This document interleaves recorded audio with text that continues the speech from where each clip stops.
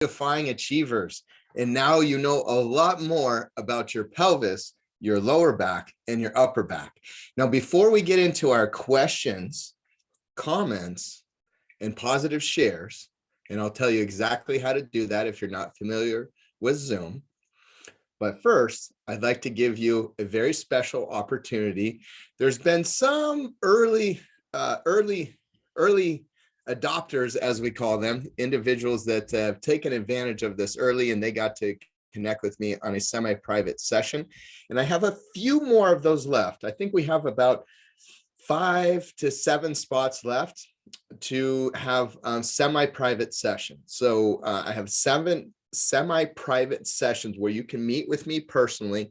It would make sense for you to do that if, for example, you want to find out what it would be like to be a VIP client. We call our clients VIPs, and we don't call them clients. They are very important people to us and who become very impressive physically. So hence the VIP.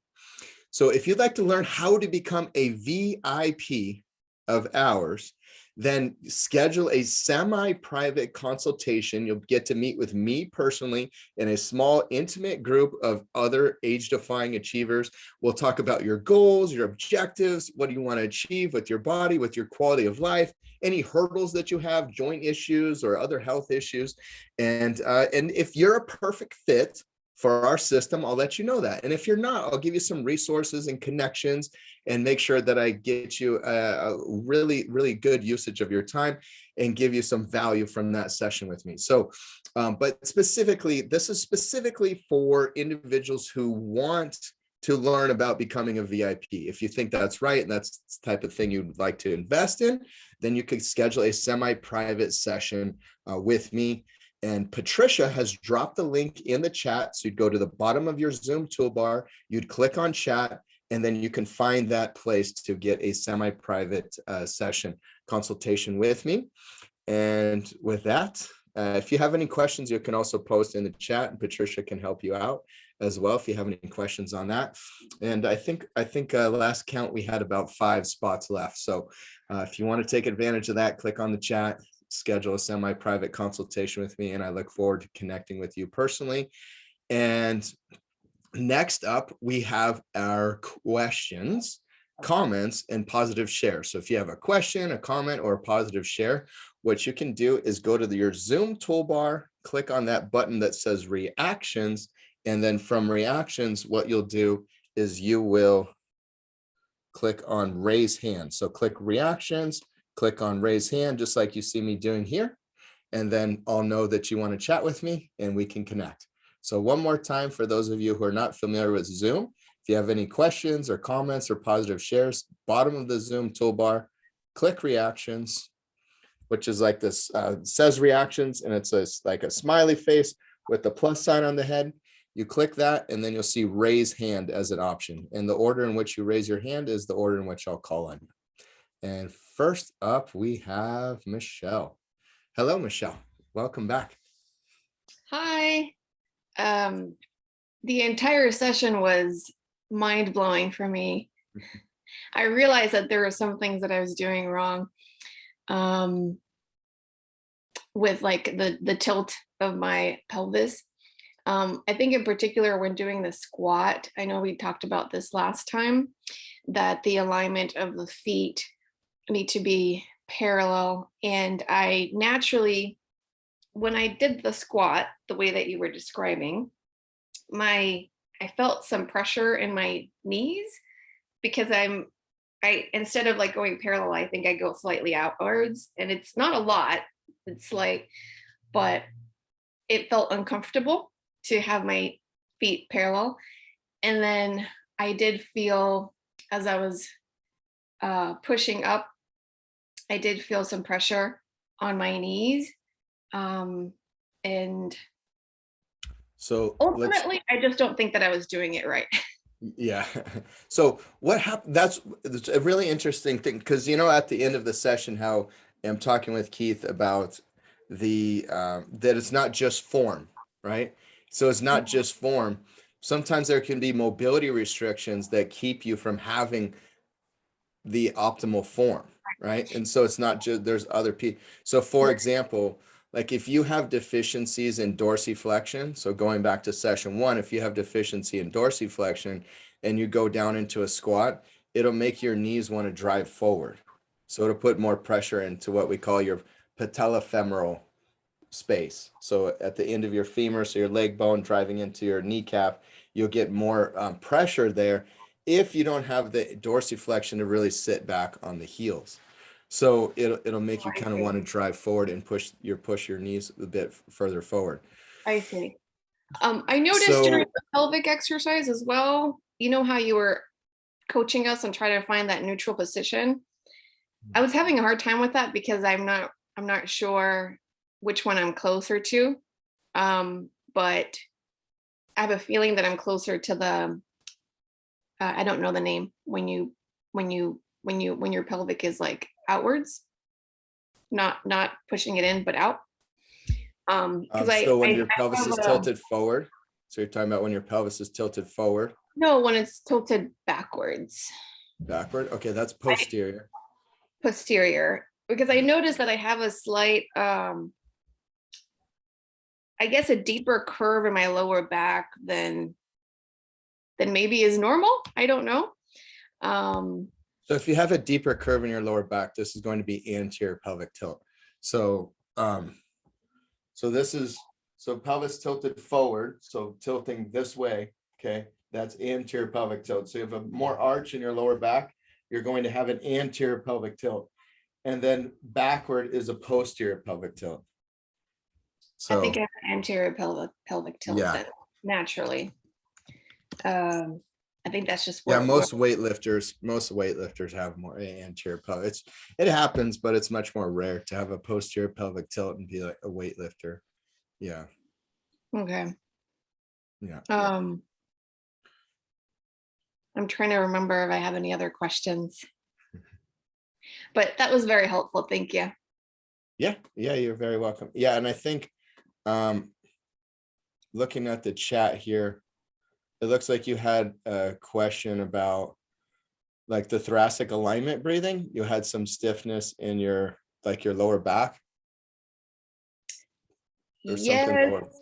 yes. I tend to overthink it when we're doing these exercises. So I think that it wasn't relaxed, and somebody replied and let me know that the lower back needs to be relaxed during that exercise. I think it was just having a hard time putting it all together because you started step by step, but then you kind of added a few more things. Right, right. Yeah, yeah. Yeah. So on that thoracic alignment breathing, really want to focus on straightening the upper back. And then you really what you're doing, I say pull down on the anterior rib cage, but for everyone to understand that further, what's really happening is when you breathe in, many people have a compensation or dysfunction even with their breathing mechanics. So what they'll do is they'll breathe in the front and they'll expand their anterior rib cage. And when they do that, they hyperextend what's called the thoracolumbar junction. So where the thoracic spine meets the lumbar spine, they'll hyperextend here to breathe in big. Well, you're kind of closing down in the rear rib cage and opening the rib, and you're kind of making compensation. This is really common. So what you want to do is breathe in from the rear rib cage. Doesn't mean the front side rib cage isn't expanding. It's just a thought process, really. It's getting your whole rib cage to expand. When you do that, you should also let your lower abdomen kind of naturally go out, because what's happening is the diaphragm is dropping down and you're filling your abdominal cavity. You're expanding more lung capacity. And you're expanding that rib cage. So you're getting better mobility actually in your rib cage as well. Then when you exhale, when this exercise of breathing, thoracic alignment breathing, you draw the abdomen in and then you straighten your back, your upper back. But most people, when they straighten their upper back, what they're going to do is this. Okay, straighten your upper back. And they're going to lean backwards. They're going to arch. They're going to arch in their lower back. So to counteract the arching in the lower back, you have to pull down on the anterior rib cage. And now we're in Q&A, so I can break it down a little bit more, but I don't put it in our general session because there's actually a lot going on there, a lot going on. And we teach this in our VIP training system, and we teach it in layers and levels over time. But there's a lot going on. What you're doing is you're doing the transverse abdominal contraction. and you're contracting the rectus abdominis, and you're contracting the obliques, and you're pulling in from the lower abdomen, and you're actually activating the pelvic floor muscles. So you're actually contracting the pelvic floor muscles, which is like the rectum and the vaginal wall. You're actually pulling all that in as well, which is really important for males and females, but especially females, especially beyond the age of 50, because, you know, females, by the age of 80, 50% of females have prolapse. So their organs start to go through their orifices, basically. So it's very important to strengthen the pelvic floor tissues.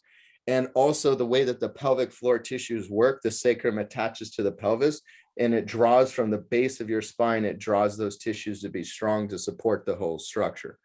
So there's a lot going on. I teach it in a way that everybody can basically grasp in the beginning.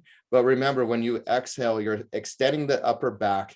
You're pulling down on the anterior rib cage with all the abdominal muscles to counteract hyperextending in the lower back. So that kind of breaks it down a little bit more. And I think potentially what you may have been doing is kind of just like trying to pull on the lower back instead of letting all that happen more from the abdominals to support that area. Yeah. That sounds about right. Yeah. As far as the comment that you made earlier with the anterior pelvic tilt being more common with weightlifters, would you suggest that I continue to, I guess, start to do that you know, some of those pelvic exercises that you described so that I can work on that? Yeah. And it's a great thing to do.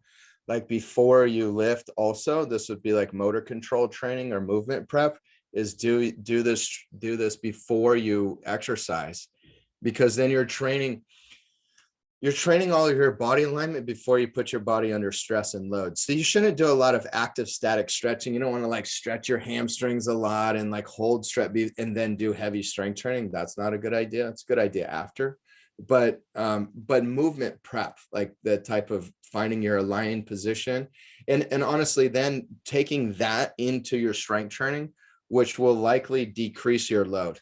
It'll likely very much decrease because now you're having to keep perfect body alignment. What you're going to find is your lifts are a lot harder and they get even more effective, and like your muscle and everything will develop as much, maybe even more, but your lifts will come down because you're having to think about it, have so much neurological control. You can't just compensate and use other tissues and misalignments, but in the process, you save the heck out of your joints and you stay just as fit and really get even stronger because you get stronger in a mechanically optimized way.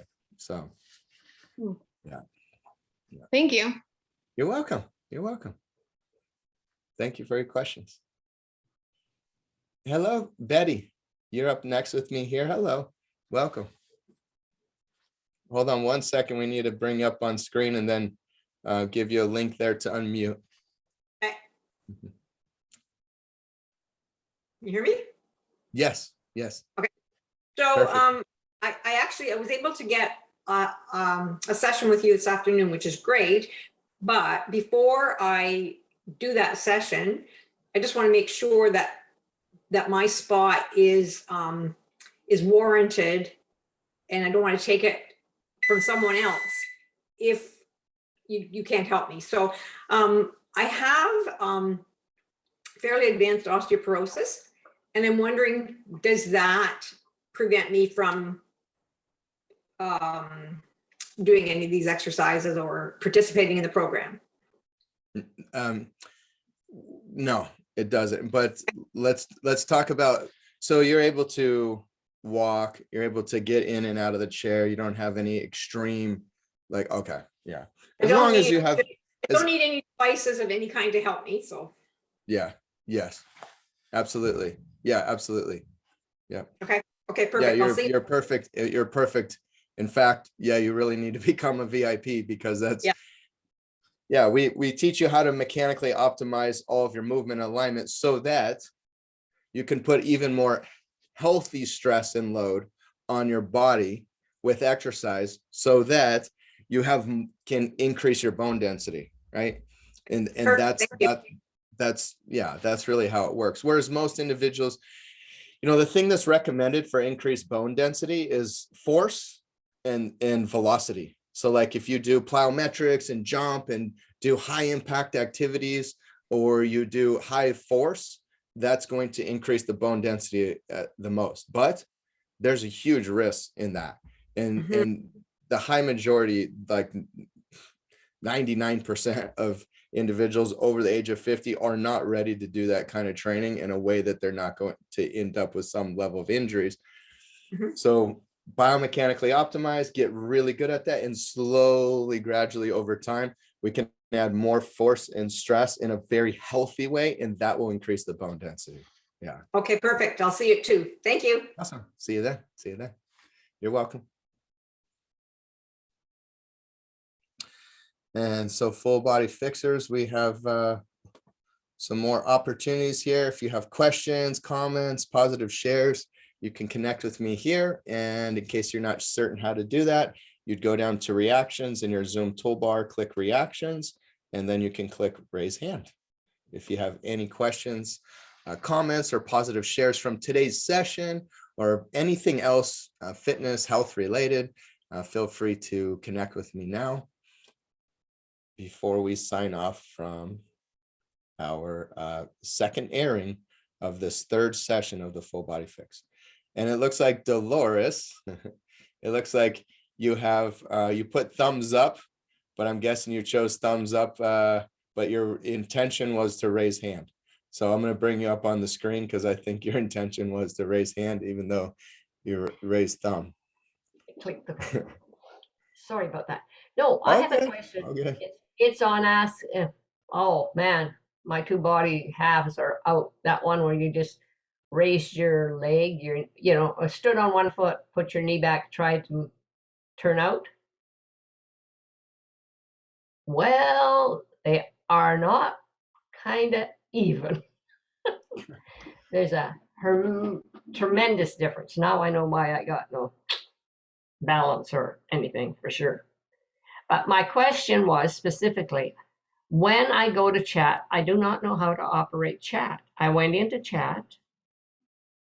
Then what do I push to send? I can type in. How do I send that message? Oh, you just push enter or return, like you would, like if you're typing on yeah, like the same button if you're typing on a keyboard and you're going to skip a line, like go down to the, like just okay, that's what I did not know. Thank you. Yeah. You're welcome. You're welcome.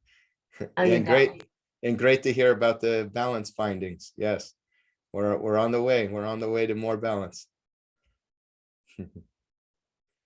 And then Sherry. Hello, Sherry.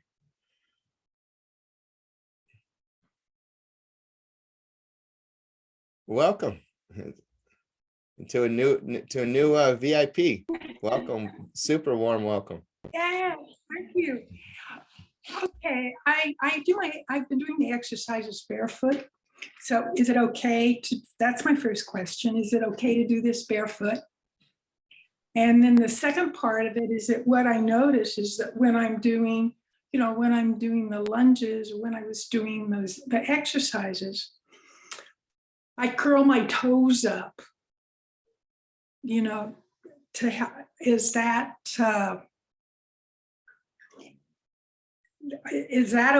okay? I mean, it's like I do it to hang on to my space. Does that have something to do with my foot alignment or with my arch? So first, I do this. Mm-hmm. So first, yes, it's really good actually to train without your shoes. So it's great to do exercise without your shoes. In fact, there's a lot of research around barefoot exercise and barefoot running and all kinds of things. But what you really need to know, and what everybody needs to know about exercising without shoes on, is first the positive. So let's first talk about the positive, and then let's talk about where it can go wrong, where it can go bad. So first, exercising without your shoes on is amazing because you get better proprioceptive sense. In other words, you have better sensory perception. Your feet can feel the floor more, and you have 100 different muscles, tendons, attachments in the foot.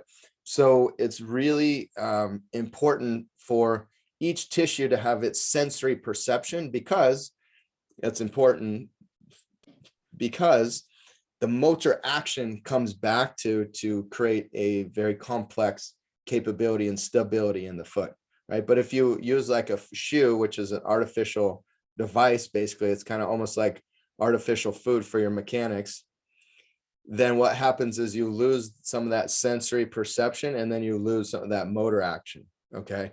So then the tissues down regulate, and you lose neurological connection, and you overall create less function in that area of the body. So it's really, really good to exercise without shoes on. Where exercising without shoes on can go wrong is individuals who really, really have some serious foot issues going on at the time, and they really need like orthotics and other significant levels of foot and ankle support. If it's really needed and a podiatrist has given that to you, and you're in a situation where if you exercise without shoes on, you feel pain like very early, you have extreme loss of stability, that would be a situation where, you know, you'd want to wear support.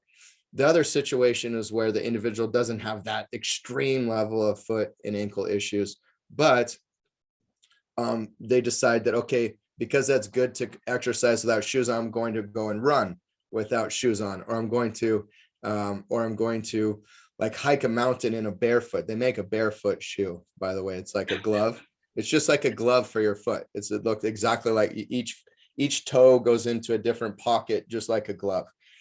And this is a great shoe to wear. But when we go from an individual that has like no adaptation to that, and then you start wearing like a barefoot into, you know, walking for a long time at Costco or Walmart, or going to a park and doing extensive walking, and you're not on very hard surfaces, this can definitely lead to inflammation and other issues, especially that most people's feet aren't aligned.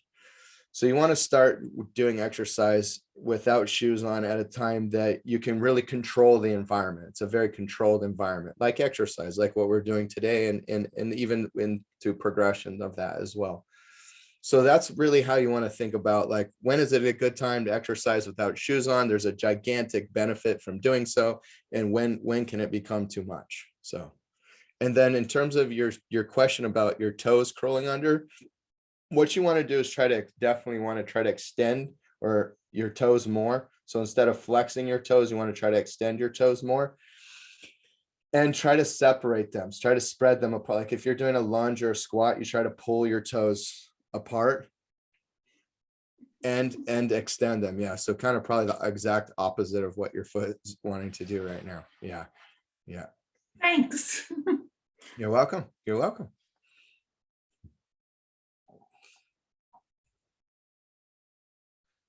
And any more questions, comments, or positive shares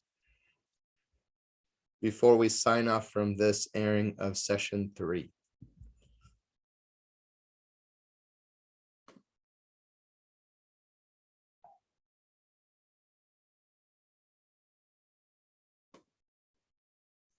Patricia, anything that you would like to share?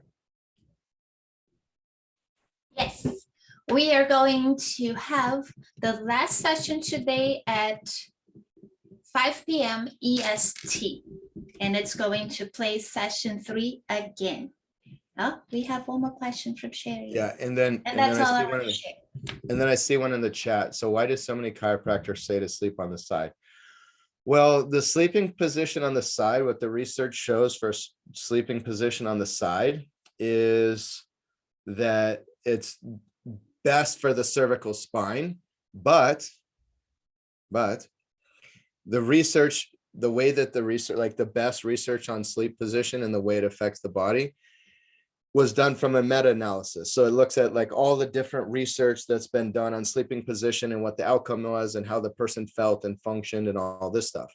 And so they looked at all the research for that. And what they found was when sleeping on the side, the head was supported, so your cervical spine's aligned. But what they didn't include is sleeping on the back and the cervical spine also aligned. So once they looked at back sleeping position, there's no standard for what the quality of the cervical alignment is. So if you have good quality cervical alignment and you're sleeping on your back, then you're going to have both better cervical alignment and overall spinal and hip alignment and everything else as well. So it's really kind of like where the research came from and how it was done, of why you may be seeing that. And so, and the research does say if you sleep on your side, it's better for your neck. If you sleep on your back, it's better for your back. But there's some missing elements of what they're not seeing again. And that is if you use proper cervical alignment, like a small towel roll, you don't want a lot. You don't want to be like pushing your neck forward a lot, but your cervical spine, so your neck is supposed to have a curve like your lower back. It's supposed to be what we call a lordotic curve. So when you lose that lordotic curve, that's not good. So you want to encourage that. But if you have a lot of forward head, you want like a moderate pillow when you sleep on your back and some support under that base of the neck. Okay. If you don't have a lot of forward head, you have something more moderate or more towards neutral, then you could even get away with having like only a small towel roll underneath your cervical spine and laying basically directly on your back. So just kind of some of the details and where the research is coming from, and depending on the person's alignment and their cervical spine. And then back to Sherry. Looks like your hand, I don't know if your hand is still, I think you re-raised your hand. So we'll bring you back up on screen with me here. And this is actually Kenneth, her husband, with the Hi, question Kenneth. this time. Yes, Hey, absolutely. I've been Hello. doing these exercises too. So Awesome. kudos, thanks. And my Yes. question is, are you familiar with the power plate? I am. What's your read, and do you recommend them, and where would they be beneficial for people? Or would there be a benefit for some people? The power plate is awesome in the beginning because what happens is because of the vibration, it's causing your nervous system to keep having to like recenter and rebalance and give additional neurological signaling.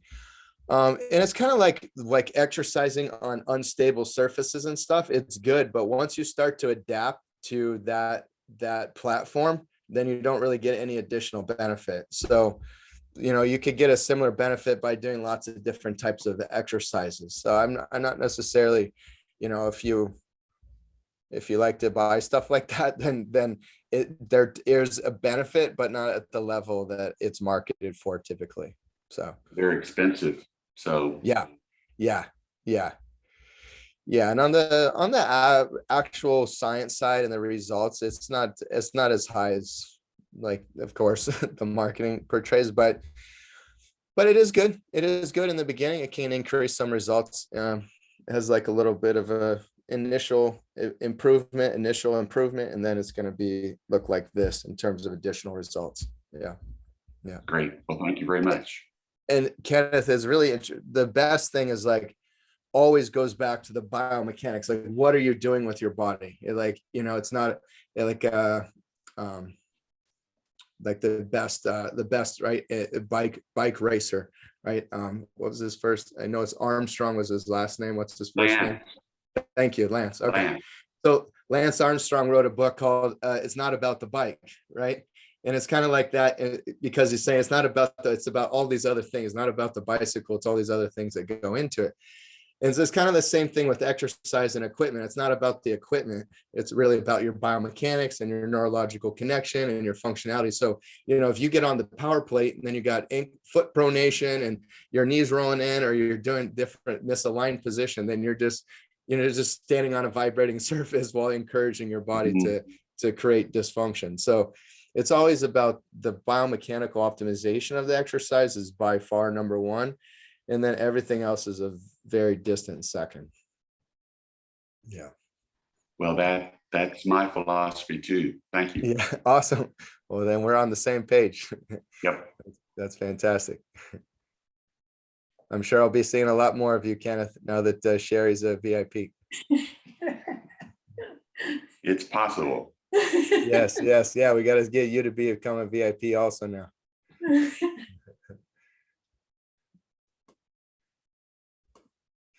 Any other questions? From my age-defying achievers, questions, comments, positive shares before we log off from this session?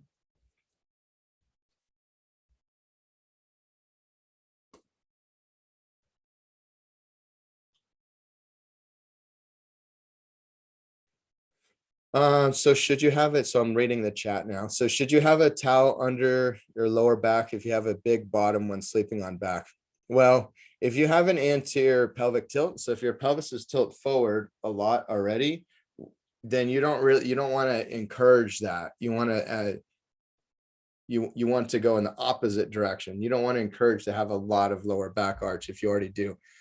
So it really depends on like where you're coming from. If you have an anterior pelvic tilt naturally when standing and more of an arch in your lower back, then it's better to sleep flat on your back without any lower back arch support, because you want to have that lower back encouraged to decrease some of that arch for better body alignment.